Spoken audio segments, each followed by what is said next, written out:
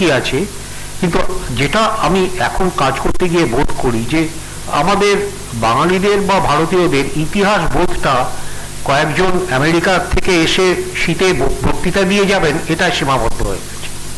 একটু যদি আমরা এই চর্চাটা করি, আমি কাউকে ছোট করছি না, দীপেশ চক্রবর্তী, প্রণব বর্ধন বা ইকোনমিস্ট বা যারা আসেন মানে প্রত্যেকেই সুখ্যাত, মানে নাম করা অনেকেই, বা ইভেন রঞ্জিত গুহ যে যাদবপুরে ইতিহাস পড়াচ্ছেন কজন আমরা জানি, আমরা সুশোভন সরকারের কথা জানি, তার মেয়ে কাছে আমরা পড়েছি, কিন্তু যারা যাদবপুরকে তৈরি করে গেছেন চারজন, আজকে প্রবীর বলে গেলেন যে হীরালাল রায়, ত্রিগুণা সেন, গোপালবাবু এবং হেমচন্দ্র গুহ, কিন্তু তাছাড়াও কিন্তু সেটা তো 70-এ শেষ হয়ে গেল, তারপরে 70 থেকে আজকে 2024 ক বছর হয়েছে, 50 প্রায়, মাঝখানের সময়টা কিন্তু বহু মাস্টারমশাই তাদের আত্মত্যাগ, তাদের যোগাযোগ এবং সবকিছু দিয়ে আজকে যাদবপুরকে যে জায়গায় দাঁড় করিয়েছেন, যার জন্য আমরা এখানে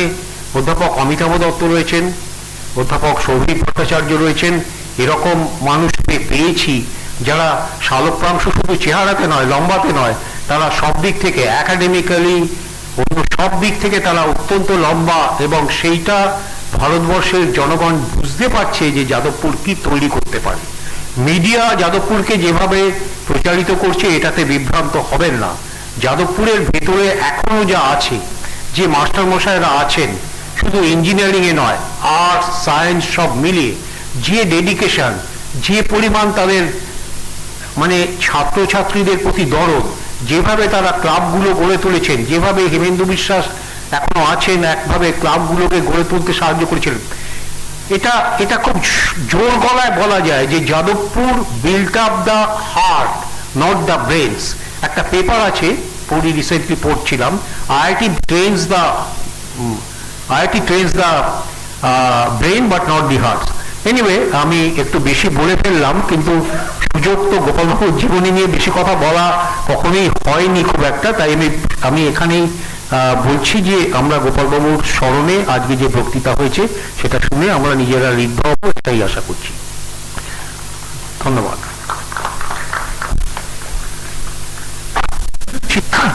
থ্যাংক ইউ সৌভিকদা। আমরা অনেক কিছু শুনলাম, বলে ফেললাম, কিন্তু আমাদের তো জীবনী নিয়ে বেশি কথা বলা আজকে হয়নি খুব একটা, তাই আমি যে গ্যাপটা আমাদের মেটানোর জন্যে আমাদের যে কর্পাস, সেই কর্পাস ব্যবহার করতে হয়। তার কারণ আমরা টিউশন ফি হিসেবে ছাত্রছাত্রীদের কাছ থেকে অত্যন্ত কম টাকা চার্জ করা হয় বিশ্ববিদ্যালয়ে। আমরা যখন পড়তাম তখনও তাই ছিল, এখনো তাই আছে। সেই ব্যাপারটা খুব একটা বাড়েনি, এবং সেটা বিশ্ববিদ্যালয়ের একটা নীতি যে আমরা যাতে করে সমস্ত স্তরের ছাত্রছাত্রীদের কাছে উচ্চশিক্ষার মান পৌঁছে দিতে পারি, সেই কারণে আমরা খুব বেশি টিউশন ফি বাড়াতে পারবো না, এই নীতি নিয়েই বিশ্ববিদ্যালয় চলছে, এবং সেই কারণে সেখানেও আমরা একটু স্যাক্রিফাইস করছি। এই জায়গায় দাঁড়িয়ে প্রাক্তনীদের একটা বিরাট অবদান থাকতে পারে। তারা বিশ্ববিদ্যালয়কে নানা কাজে সাহায্য করতে পারেন। সেটা সবসময় যে ফান্ড ডোনেশনের ব্যাপার সেটা আমি বলবো না।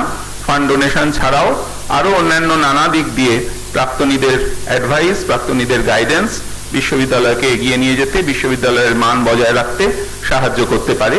এবং আমি অত্যন্ত আনন্দের সঙ্গে বলবো যে গত কয়েক বছর ধরে প্রাক্তনীরা অত্যন্ত আগ্রহের সঙ্গে এগিয়ে আসছেন এবং নানা সময়ে নানাভাবে বিশ্ববিদ্যালয়কে সাহায্য করছেন, এবং আমি আশা করছি আগামী দিনে সেটা আরো আমরা বাড়িয়ে নিয়ে যেতে পারবো। এই প্রসঙ্গে বলি যে আপনারা জানেন যে আমরা কয়েক বছর আগে 2018 সালে ভারত সরকার একটা প্রকল্প ঘোষণা করেছিল, ইনস্টিটিউট অফ এমিনেন্স।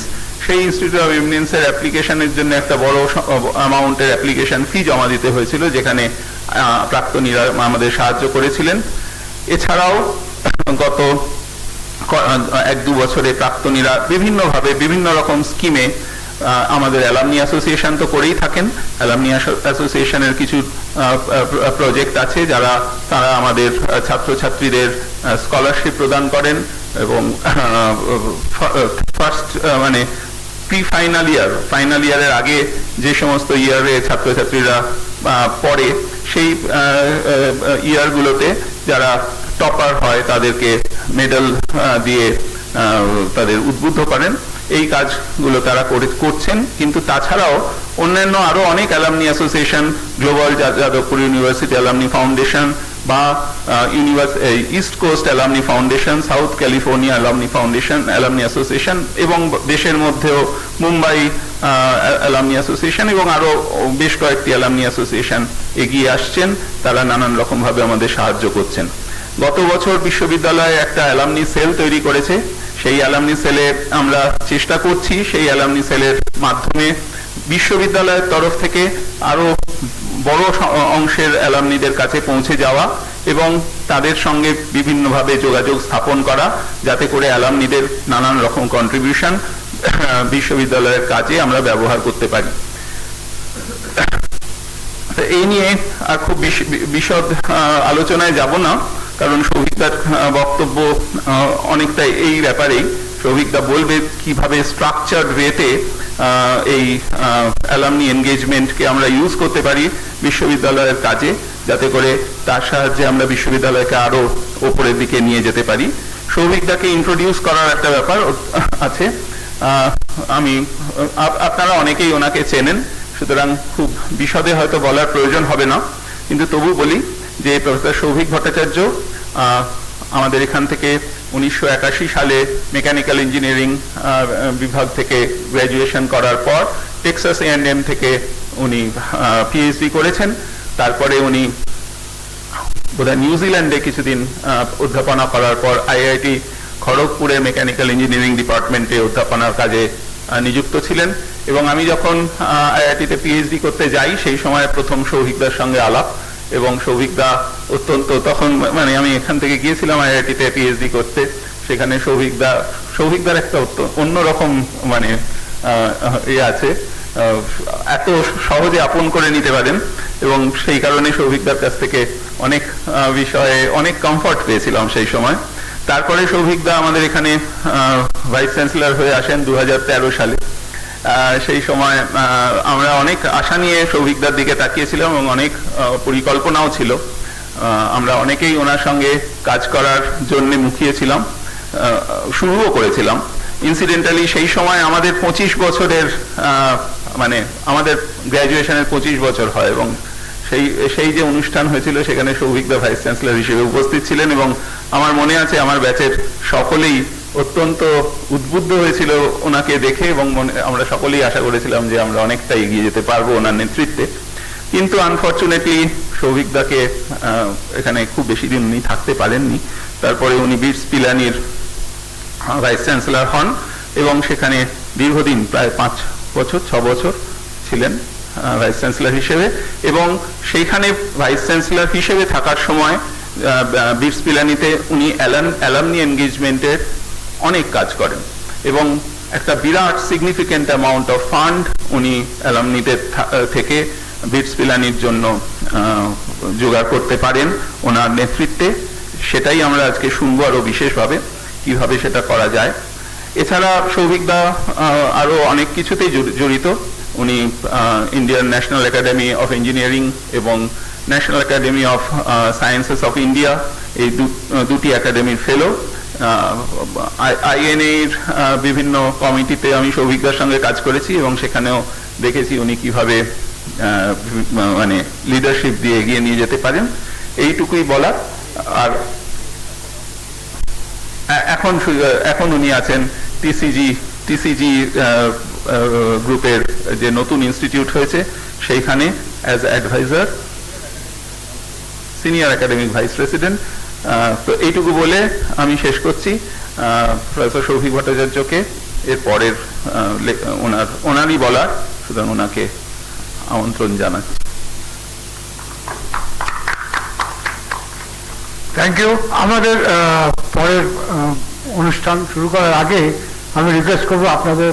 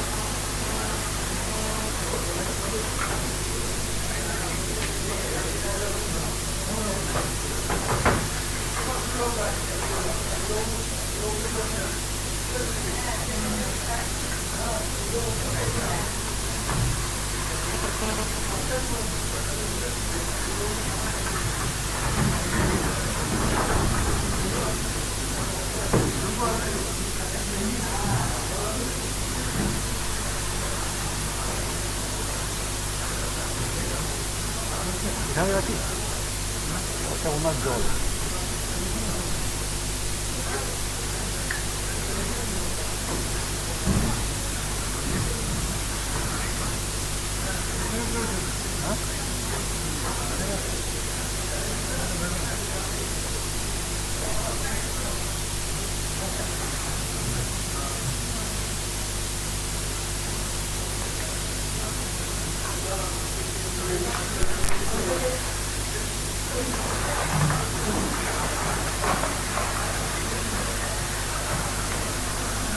চালিয়ে তখন দেখা হয়।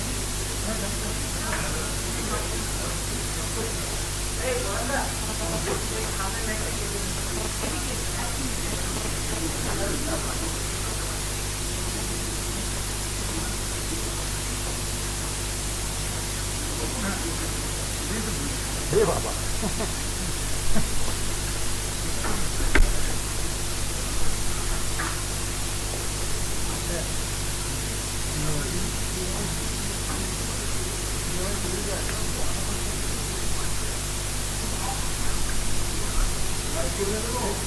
না না এখন না দাঁড়ান দাঁড়ান বসুন বলে দেবো।